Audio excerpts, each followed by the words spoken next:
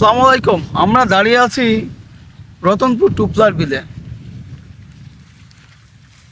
এই বিলের সৌন্দর্য বলে প্রকাশ করা যাবে, মানে ভাষায় বলে প্রকাশ করা যাবে না। দেখতে পাচ্ছেন সবচেয়ে বড় বিল। এই বিলের সবচেয়ে যখন পদ্মের ফুল ফোটে তখন কিন্তু অনেক সুন্দর। এদিকে নিয়ে এসে এগিয়ে আসুন।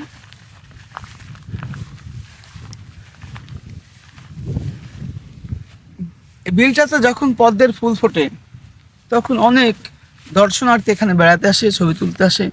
আর পদ্মের ফুল দুই রকম পদ্মের ফুল ফোটে এখানে, একটা লাল একটা সাদা।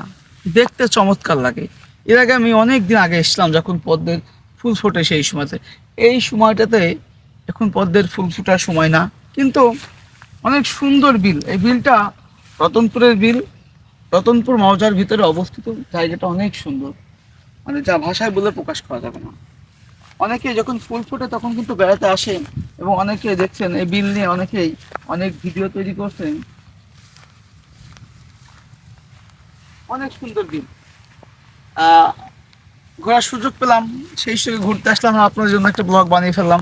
সকলে ভালো থাকবেন, আর পেজটিকে ফলো করে যাবেন, আর ইউটিউব চ্যানেলটাকেও সকলে সাবস্ক্রাইব করে যাবেন।